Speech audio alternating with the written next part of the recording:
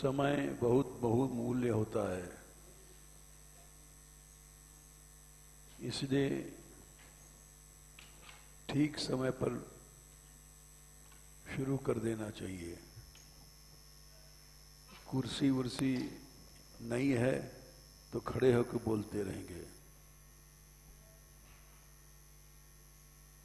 प्रसंग चल रहा है अद्वय ज्ञान तत्व। हाँ, लाओ लाओ। ये अद्वय ज्ञान तत्व ही सार तत्व है। सार माने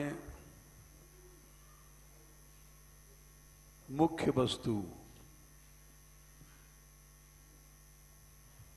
जिसके बिना सार के बिना सब बातें व्यर्थ हो जाती हैं। ठीक है।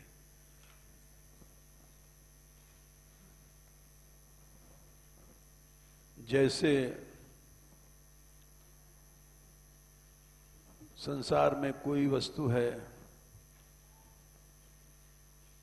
दूध है, उसका सार क्या है? माखन।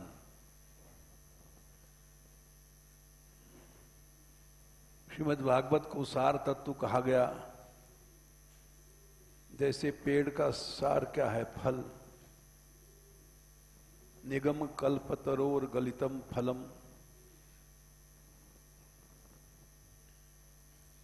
वेद रूपी वृक्ष का फल है भागवत। तो सार वस्तु वो होता है जिसके बिना सारी चीजें निस्सार हो जाती हैं। सार नहीं है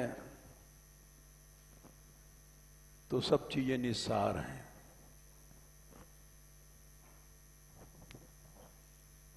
भागवत को गलित फल कहा।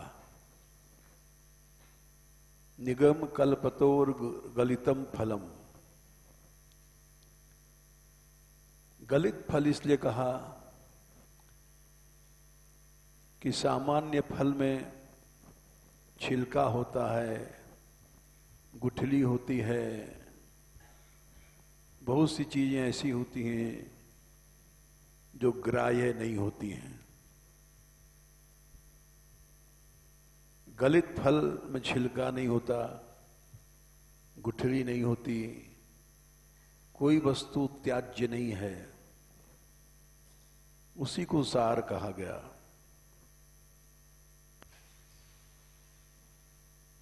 सार क्या है? रस। निगम कल्पतरोर गलितम फलम शुको मुखाद अमृत द्रव संयुतम। पीबत कहा है, खाओ नहीं, उसको पीते जाओ, उसको सार कहा गया है। पीबत भागवतम रसम। सारे वेदों शास्त्रों में रस को ही ब्रह्म कहा गया। रसो वैसह रसम यावल ये अयम लब्धा आनंदी भवति। तो पीबत, उसको पियो। चर्वण चबाने की भी जरूरत नहीं है। इसलिए वो अद्वय ज्ञान तत्व ही सार है। सबसे पहले श्रीमद् भागवत के प्रारंभ में उसी का वर्णन किया गया।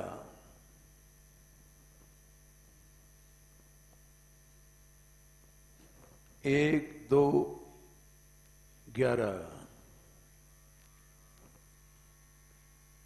वदन्ति तत्तत्वम। उसी को तत्व कहा गया। सार का सार, जिसके बिना सभी ज्ञान व्यर्थ है, सभी उपलब्धियां व्यर्थ हैं, सब धर्म व्यर्थ है, सब कर्म व्यर्थ है, उसको तत्व कहा गया।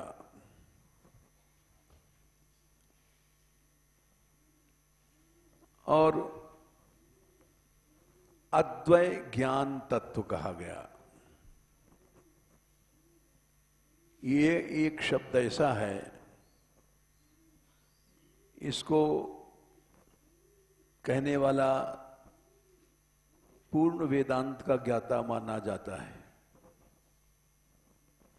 ये एक टेक्निकल शब्द है। केवल ज्ञान, केवल ब्रह्म इत्यादि नहीं, अद्वय ज्ञान तत्व, इसको जो समझ गया, उस सार को समझ गया, तत्व को समझ गया, इसको जो नहीं समझा वो कितना भी पंडित है, बकबक करे, एक शब्द में ही पकड़ लिया जाता है कि वास्तविकता का इसको ज्ञान है कि नहीं है। इसलिए सबसे पहले ये शब्द कहा गया, तत्ववेत्ता कौन है, तत्वविदः कौन है, जो अद्वय ज्ञान तत्व को जानता है। वदन्ति तत्वविदः, तत्वविदः माने तत्ववेत्ता कौन है, जो तत्तत्वम विदन्ति, उस तत्व को जानता है। वो क्या है? बोले अद्वय ज्ञान उसको कहते हैं। अद्वय ज्ञान को जो जानता है वही तत्ववेत्ता है। जो अद्वय ज्ञान को नहीं जानता वो तत्ववेत्ता नहीं है। इसलिए एक शब्द से ही पता पड़ जाता है कि इसको किस सीमा तक इसकी बुद्धि शक्ति है। अद्वय ज्ञान तत्व को जो जान गया वो तत्ववेत्ता है। अब यहां पर अद्वय ज्ञान तत्व के 3 नाम दिए गए। ब्रह्म इति, इति व्यावर्तक है, यानी ब्रह्म अलग है। परमात्मा इति, परमात्मा अलग है। भगवान इति, भगवान अलग है। जो तत्ववेत्ता है, वदन्ति तत्तत्वविदस्तत्वम यज्ञानम अद्वयम ब्रह्मेति परमात्मेति भगवानिति शब्दते। बोले तत्व तो एक ही है, अद्वय ज्ञान, उसी को ब्रह्म, उसी को परमात्मा, उसी को भगवान कहते हैं। यानी उसके 3 नाम हैं। तो प्रश्न आया कि 3 नाम तुम कह रहे हो तो 3 चीजें हो गई। अद्वय माने वहां कोई दूसरा है ही नहीं है, और तुम 3 कह रहे हो, ये भेद कर रहे हो 1 2 3, इति लगा करके, इति व्यावर्तक होता है। तो वस्तु अद्वय कहां रही? इसके माने तुम खुद नहीं समझे। बोले नहीं, तत्व तो अद्वय है, लेकिन उसका आविर्भाव 3 प्रकार से होता है। जैसे संसार में एक स्त्री है, वो किसी की मां है, किसी की बेटी है, अपने बाप की बेटी है, पति की स्त्री है, बेटे की मां है। तीनों धर्म एक स्त्री में पाए जाते हैं। मातृत्व, पुत्रित्व, पत्नीत्व। इसका ये मतलब नहीं है कि वो 3 स्त्री अलग अलग हो गई। स्त्री एक है, उसमें धर्म 3 हैं, लेकिन एक ही रहेगी। समझाने के लिए ये बात कही गई है। वैसे ही अद्वय ज्ञान तत्व एक ही है, उसके आविर्भाव 3 प्रकार के होते हैं। जैसे सूर्य उदय हुआ तो वो उदयकालीन सूर्य अलग है, मध्यकालीन सूर्य अलग है, अस्तकालीन सूर्य अलग है। भले क्यों?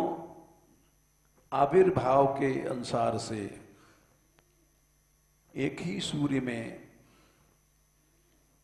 3 अलग अलग धर्म किए गए और उनका भेद भी अलग अलग विधान किया गया। प्रातःकालीन सूर्य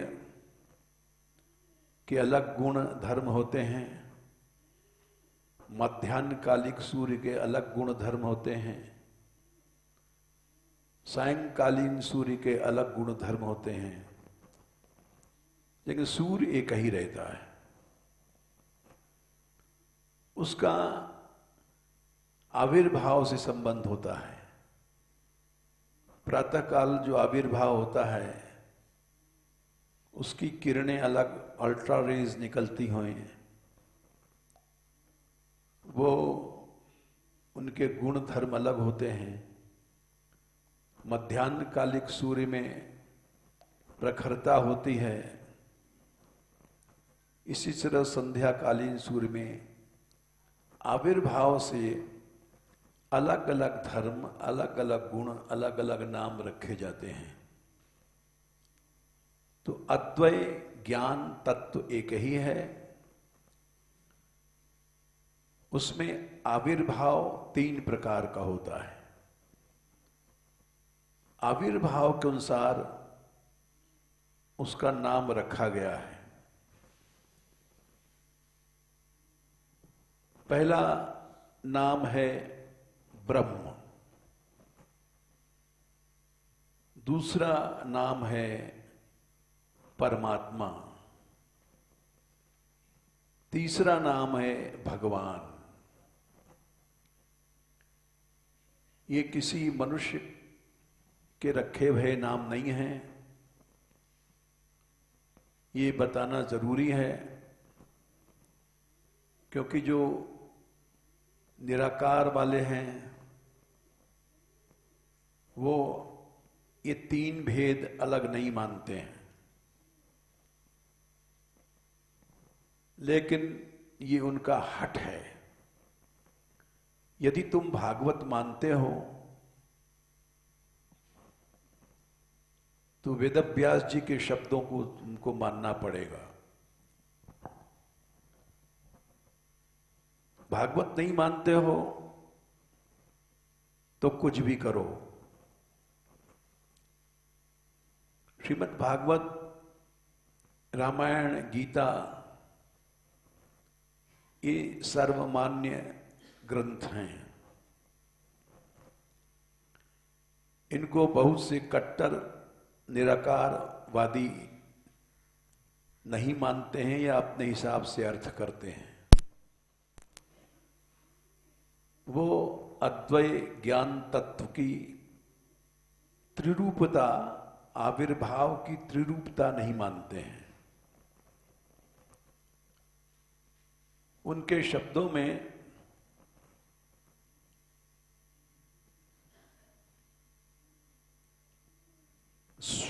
वेदांत के शब्दों से समझो,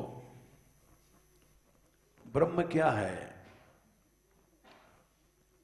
ब्रह्म है सजाति विजाति स्वगत भेद शून्य,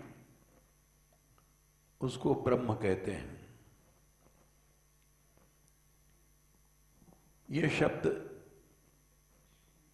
अद्वैत वेदांत में बहुत प्रयोग में आता है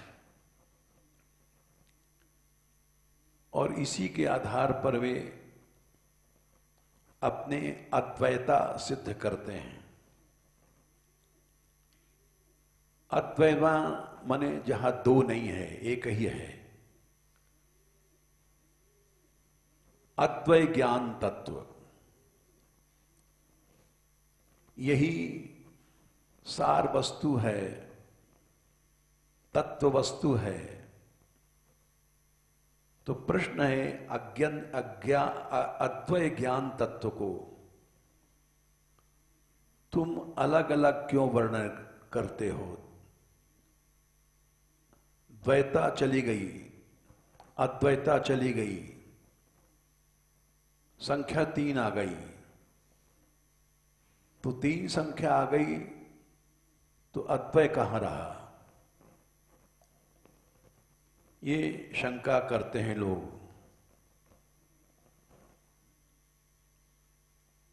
क्योंकि अद्वय शब्द की परिभाषा वो लोग करते हैं जिसमें कोई भेद नहीं है। भेद हो जाने पर एक चीज के भेद कर दोगे तो 2 टुकड़े हो जाएंगे, अद्वय नहीं रहेगा। एक बहुत बड़ी शंका है जिस पर दार्शनिक लोग लड़ा करते हैं। अद्वैतवाद, द्वैतवाद, विशिष्टाद्वैत, भेदाद्वैत, द्वैताद्वैत, ये सब तमाम लड़ाइयां चलती हैं, विवाद चलते हैं और इसको समझ नहीं पाते लोग। तो अद्वय माने जिसमें न सजातीय भेद है, न विजातीय भेद है, न स्वगत भेद है। 3 तरह के भेद होते हैं। तीनों भेद नहीं हैं, उसको अद्वय कहा गया है। अच्छी तरह समझ लो, क्योंकि ये बहुत गंभीर दार्शनिक विवेचन है और इस पर सारा दर्शन शास्त्र, समस्त संप्रदायों के सिद्धांत आधारित हैं। नाम ही इसलिए है अद्वैतवाद, विशिष्टाद्वैत, द्वैत, द्वैताद्वैत, सब जगह अद्वैत आएगा। तो क्या है अद्वैत का झगड़ा? वो समझो। अद्वैत माने वो लोग कहते हैं जहां न सजातीय भेद है, न विजातीय भेद है, न स्वगत भेद है। यानी 3 प्रकार के भेद होते हैं। कोई भी भेद न होना, ये अद्वय है। ये तीनों भेद क्या हैं? सजातीय भेद क्या है? पहला समझो। जैसे हम लोग मनुष्य हैं, कुत्ता अलग है, गधा अलग है, मक्खी अलग है, मच्छर अलग है।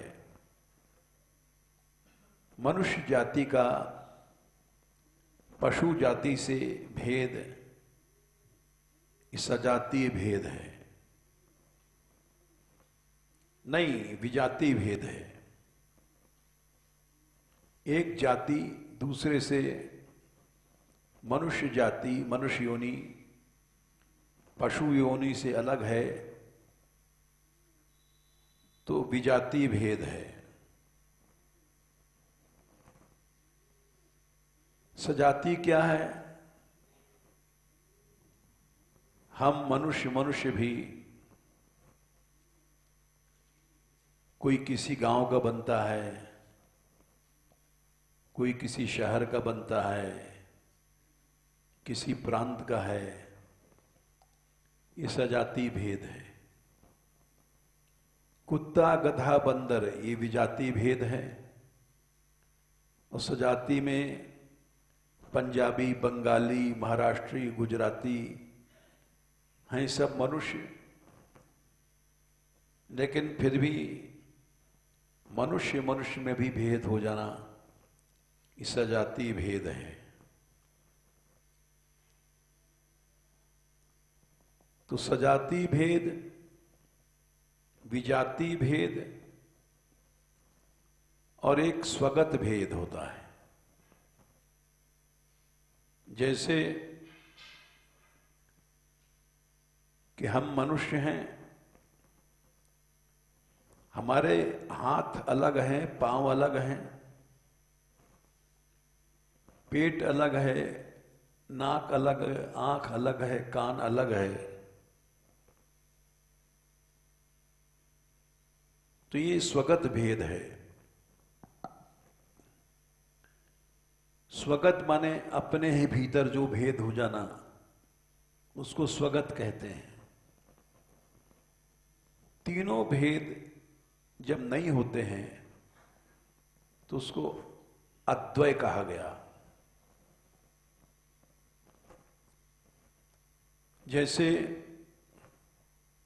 चर जाति अचर जाति विजातीय भेद है। चर माने चलने वाले, अचर माने पेड़ पौधा। चलने वालों में भी अलग अलग भेद हो जाते हैं, मनुष्य अलग, कुत्ते अलग। विजातीय में भी पेड़ों के पत्ते अलग हैं, डाल अलग हैं, शाखें अलग हैं। वो स्वगत भेद हो गया। तो उस ब्रह्म में वो कहते हैं न सजातीय भेद है, न विजातीय भेद है, न स्वगत भेद है। इसलिए उसको अद्वय कहा गया। श्रीमद् भागवत कहती है कि उस अद्वय तत्व में भेद है आविर्भाव की दृष्टि से, तत्व की दृष्टि से नहीं। जैसे हमने सूर्य का उदाहरण दिया, प्रातःकालीन सूर्य अलग है, मध्यकालीन अलग है, सायंकालीन सूर्य अलग है। वैसे ही अद्वय वस्तु में आविर्भाव की दृष्टि से तीन भेद हो जाते हैं। वो अद्वय ही बना रहता है, अलग नहीं होता। इसलिए अद्वय ज्ञान तत्व, उसको तत्ववेत्ता ब्रह्म, परमात्मा, भगवान इन तीन शब्दों से पुकारते हैं। इससे तत्व में कोई भेद नहीं होता है। बस यही झगड़ा है सगुण साकार और निराकार वाले। निराकार वाले, उनका जो ब्रह्म है वो स्वगत भेद भी नहीं है, न सजाति भेद है, न विजाति भेद है। आविर्भावात्मक भेद को भी वो नहीं मानते हैं। भक्त लोग आविर्भाव की दृष्टि से इनके अलग अलग नाम करते हैं। पहला है ब्रह्म। ये इसका आविर्भाव माने अभिव्यक्ति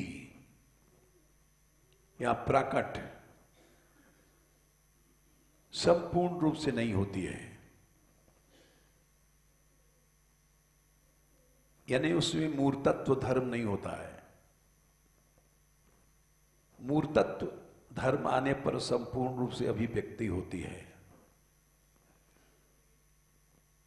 मूर्तत्व माने इंद्रियों से भी ग्राह्य हो गया, मन से भी ग्राह्य है, बुद्धि से भी ग्राह्य है, आंख नाक कान सभी से ग्राह्य है। ये मूर्तत्व धर्म है। संपूर्ण अभिव्यक्ति हो गई, उसको भगवान कहते हैं। संपूर्ण रूप से आविर्भाव नहीं है, संपूर्ण रूप से अभिव्यक्ति नहीं है, किंचित रूप से है, उसको परमात्मा कहते हैं। और जिसमें अभिव्यक्ति केवल हृदय से है, मूर्तत्व नहीं है, इंद्रियों से ग्राह्य नहीं है, उसको ब्रह्म कहते हैं। ये तीनों अलग अलग समझ लो।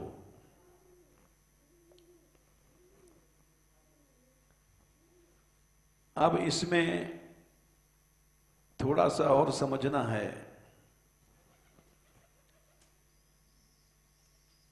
ये मूर्तत्व अमूर्तत्व क्या है? परमानंद वस्तु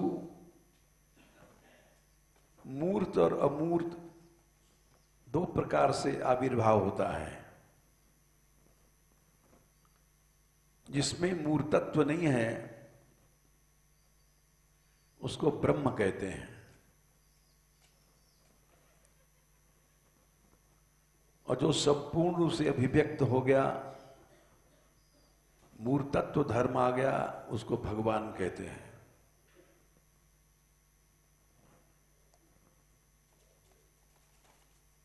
यानी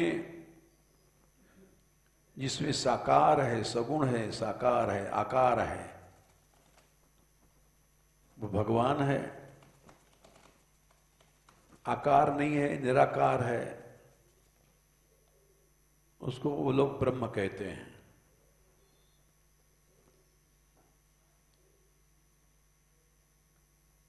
जैसे लड्डू खाते हो तो उसका आनंद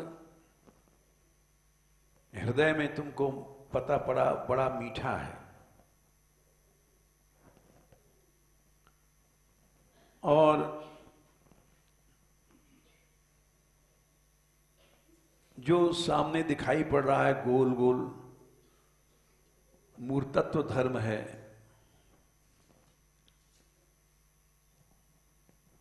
वो लड्डू है।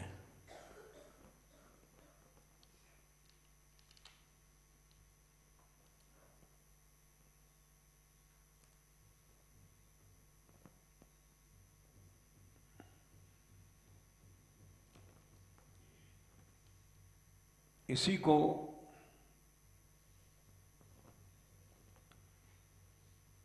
श्रीमद् भागवत से समझ लो। ब्रह्मा जी कहते हैं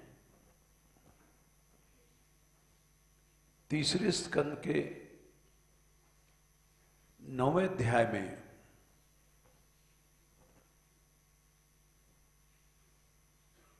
3, 9, 11 तम भाव योग परिभावित हृदय सरोज आस्य श्रुते क्षित पथो ननुनाथ पुंसाम। भगवान यानी ब्रह्म कहाँ रहता है?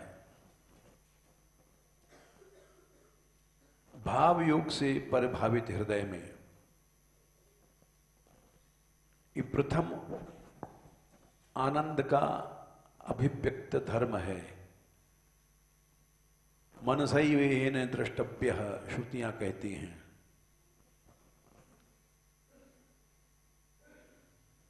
तीव्र बुद्धि योग के द्वारा तुम प्राप्त करोगे, बाह्य इंद्रिय नहीं, अंतःकरण में। तुम भाव योग परिभावित हृदय सरोज, भाव योग से परिभावित हृदय कमल में आप निरंतर रहते हैं। आज से वर्तमान प्रेजेंट टेंस की क्रिया है, सदा रहते हैं भक्तों के हृदय में।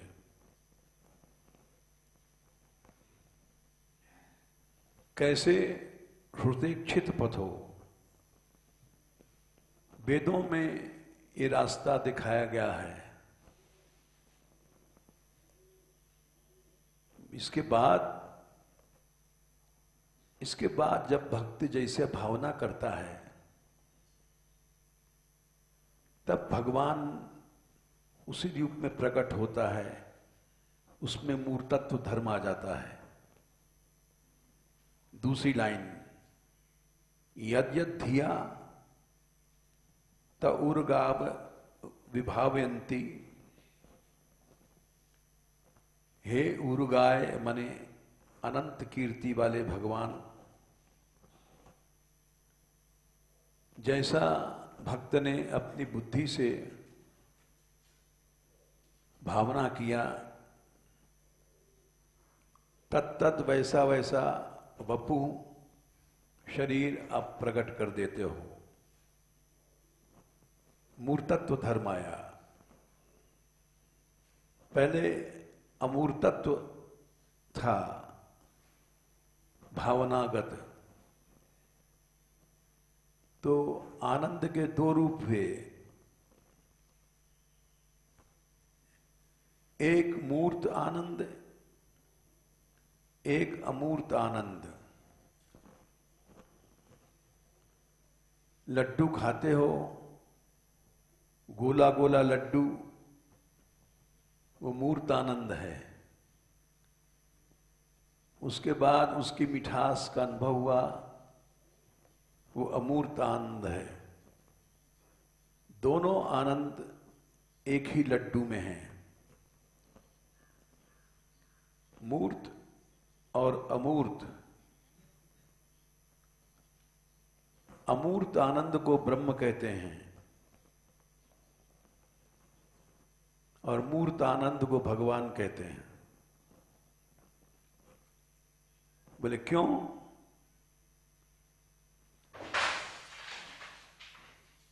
अमूर्त आनंद की अभिव्यक्ति संपूर्ण नहीं होती है। वो केवल हृदय में उसकी अनुभूति होती है। अमूर्त आनंद की अभिव्यक्ति संपूर्ण होती है। वो इंद्रियों से भी दिखाई पड़ता है।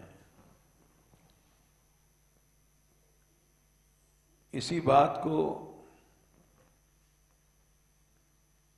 भागवत में कहा गया,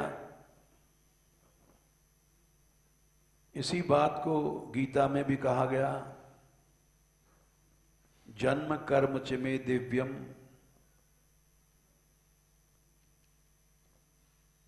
एवं यो वेत्ति तत्वतः त्यक्त्वा देहम पुनर्जन्म नैति मामेति सूर्जुन। गीता देना, संख्या बता दे। चौथे अध्याय में भगवान ने कहा है कि 9वें श्लोक में मेरा जन्म और कर्म दिव्य है, यानी हमारे में जो मूर्तत्व धर्म आता है उसको जो दिव्य मान लेता है उसको पुनर्जन्म नहीं होता।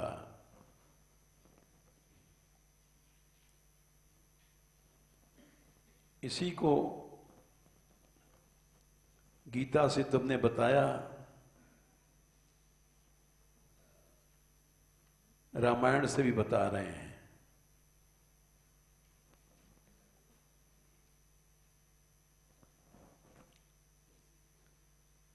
जब बालकांड में राम लक्ष्मण जब जाते हैं तो उन्होंने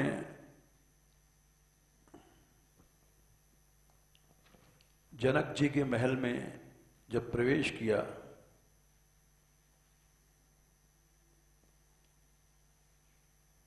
दो 216वां दोहा बालकांड।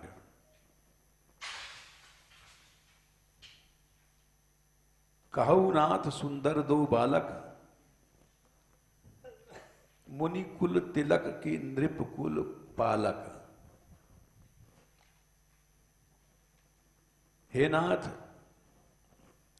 ये दोनों लड़के मुनियों के कुल में हैं कि राजाओं के बेटे हैं? ये सामान्य प्रश्न है। फिर गंभीर प्रश्न कहते हैं, ब्रह्म जो निगम नेति कही गावा, जो निगम है, ज्ञान रूप है, नेति नेति कह करके जो जिसको निगम माने वेद गाते हैं, उभय वेश धरी की सोई आवा। क्या उस ब्रह्म में मूर्तत्व धर्म आ गया? क्योंकि मैं ब्रह्मानंद का अनुभव करता हूं और ब्रह्मानंद सबसे ऊंचा आनंद है। ब्रह्मानंदे निमग्नस्य विषयाशा न संभवेत। श्रुति कहती है जैसे हम लोग लड्डू के देकर के मुंह में पानी आ जाता है, इसके माने ब्रह्मानंद हमको नहीं मिला है। ब्रह्मानंदे निमग्नस्य, उसमें विषय कभी आएगा ही नहीं। ब्रह्मानंदे निमग्नस्य विषयाशा न संभवेत। मैं ब्रह्मानंद में डूबा हुआ हूं, प्राकृत रूप को देख करके नहीं खींच सकता हूं। लेकिन मेरा मन ब्रह्मानंद को छोड़ गया। सहज विराग रूप मनु मेरा मोरा, थकित हो जिमि चंद चकोरा। हमारा मन सहज विराग कहते हैं, निरोध समाधि में पर वैराग्य होता है, उससे नीचे अपर वैराग्य होता है। मेरा मन पर वैराग्य में है। वैराग्य के लिए प्रयत्न नहीं करना पड़ता, सहज विराग होता है। और मेरा मन जैसे चंद्रमा को देख करके चकोर थकित होता है, वैसे ही मेरा मन हो गया, ये क्या हुआ? अगर मुझको ब्रह्मानंद मिला होता तो प्राकृत विषयों की ओर हमारा मन जा ही नहीं सकता। ब्रह्मानंदे निमग्नस्य विषयाशा न संभवेत। ब्रह्मानंद में डूबने वाले को विषय आशा नहीं होती है। और इन्हीं विलोकत अति अनुरागा, बरबस ब्रह्म सुख ही मन त्यागा। इनको देखने के बाद ब्रह्म सुख भूल गया मेरा मन। जबकि ब्रह्म सुख कभी नहीं भूलना चाहिए। और एक बार ब्रह्म प्राप्ति के बाद फिर दोबारा माया का प्रवेश नहीं होता है। उसको आत्यंतिक निवृत्ति कहते हैं। लेकिन मेरे मन ने ब्रह्मानंद को भी छोड़ दिया। इसके माने कि ब्रह्म जो निगम नेति कही गावा, उभय वेश धरि की सोई आवा। इसके माने है वो वही अद्वय ज्ञान तत्व। क्योंकि प्राकृत वस्तु में इतना आकर्षण नहीं है कि हमको खींच ले। हम लोग लड्डू पेड़े पर खिंच जाते हैं क्योंकि ब्रह्मानंद नहीं है। लेकिन जिसको ब्रह्मानंद है, ब्रह्मानंद एक बार होता है फिर अनंत काल के लिए हो जाता है। आनंदम ब्रह्मा श्रुतियां कहती हैं। उस ब्रह्म सुख को भी हमारे मन ने छोड़ दिया। इसके माने कि ब्रह्म जो निगम नेति कही गावा, ये आभाष्य वही हमारा अद्वय ज्ञान तत्व ब्रह्म है। उभय वेश मूर्तत्व धर्म को लेकर के आ गया। रामायण का प्रमाण है। इसी तरह से श्रुतियां कहती हैं, अपाणिपादो जवनो गृहीता पश्यत्य चक्षु सशृणोत्य कर्म अकर्णः सवेत्ति वेद्यम न च तस्यास्ति वेत्ता तमाहुरग्रम पुरुषम पुराणम। पुराण पुरुष जिसके माइक हाथ पांव नहीं होते हैं। अद्वैत वाले कहते हैं, शुष्क ज्ञानी लोग, कि भगवान में मूर्तत्व धर्म नहीं है। मूर्तत्व धर्म विनाशी होता है। श्रुतियां कहती हैं भगवान में सब कुछ होता है। अनंत विरोधी धर्म एक साथ होते हैं। आप प्रणखा सर्व सुवर्ण हिरण्यकेशा हिरण्यश्मश्रु चिदानंदमय देह तुम्हारी विगत विकार जान अधिकारी। चिन्मय वस्तु में भी देह मने मूर्तत्व धर्म होता है। वाल्मीकि जी ने कहा है, ये राम से कहा है, उन्होंने और राम का जब वाल्मीकि से संवाद हुआ है तो उन्होंने कहा है कि राम स्वरूप तुम्हार निगम अगोचर वचन अगोचर बुद्धि पर 126 अयोध्या कांड अभिगत अकथ अपार नेति नेति नित्य निगम का। ये तुम्हारा जो स्वरूप है जिसमें मूर्तत्व धर्म है,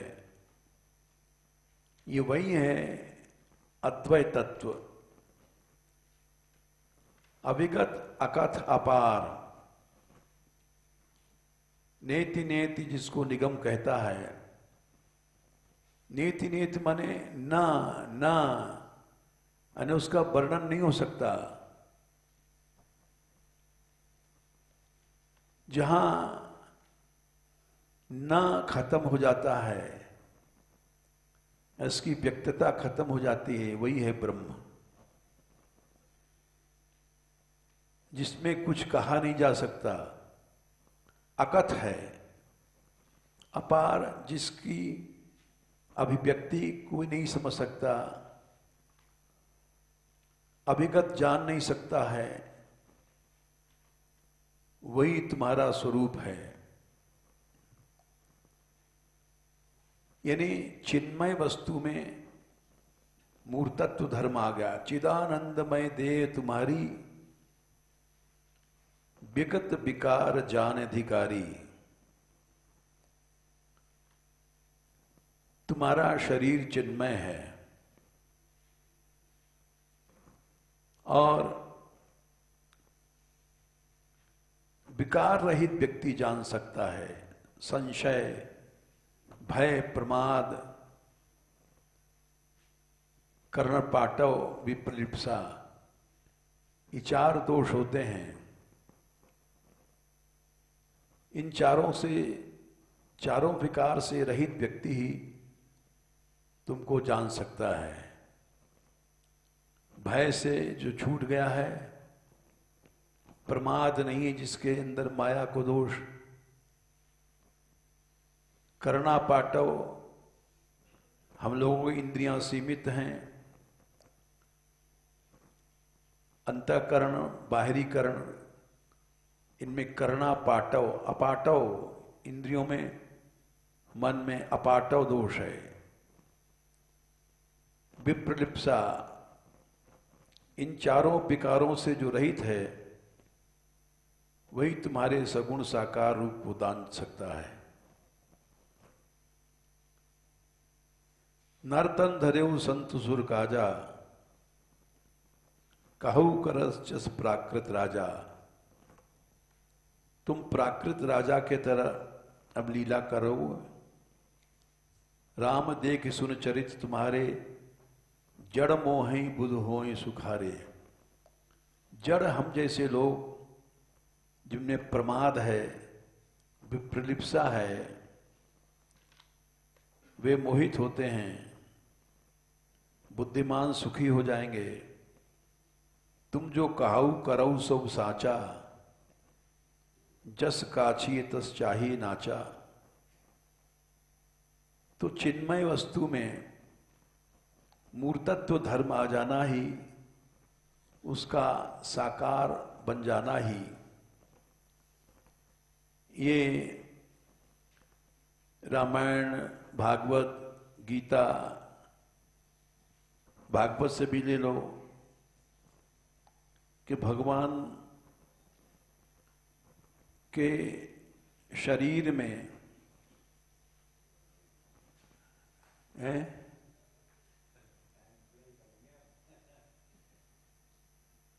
हाँ, अभी 10 मिनट देर है।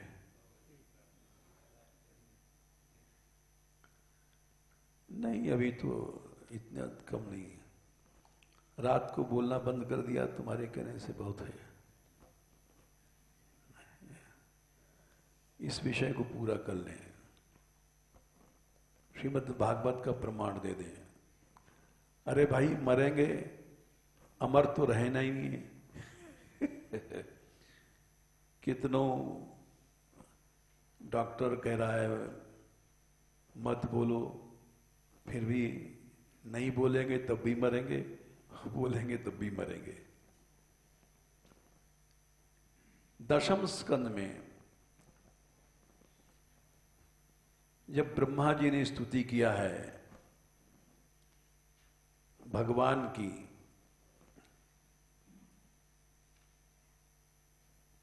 14वां अध्याय है शायद,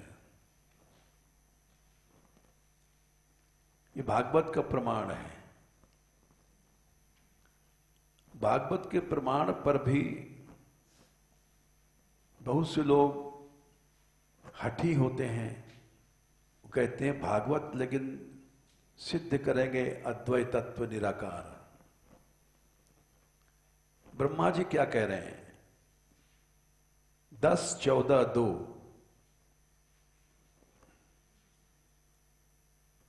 सामने कृष्ण हैं, गोपाल जी, उनका शरीर कैसा है, महत्व की बात कह रहे हैं।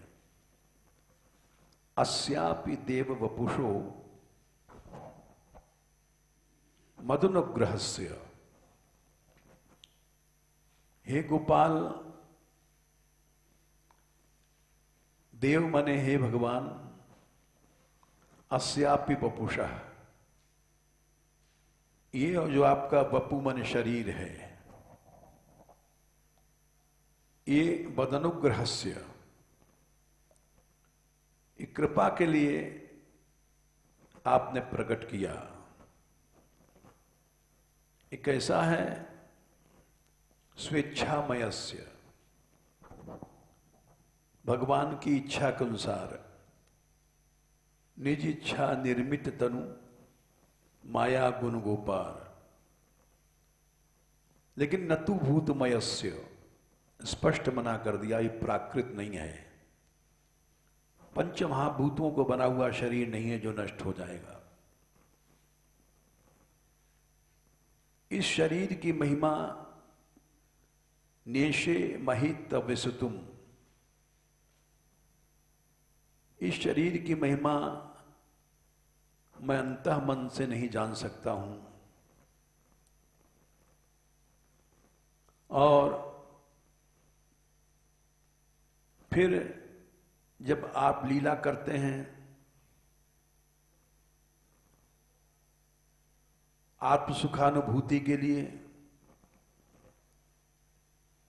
उसको कैसे कोई समझ सकता है?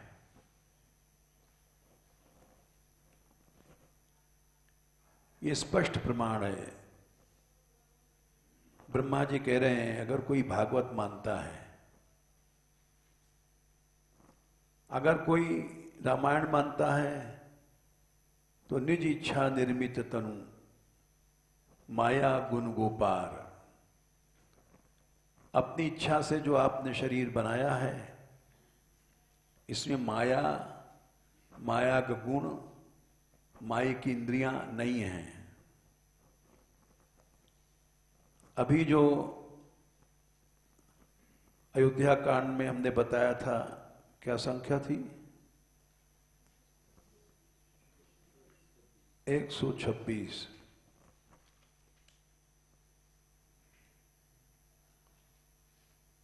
उसमें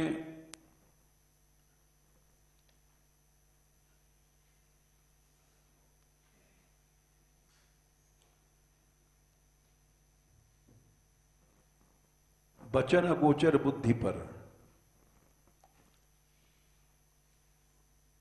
और बालकांड में भी आया है दोहा, निज इच्छा निर्मित तनु माया गुण गोपार। इसकी संख्या क्या है? हैं? 94।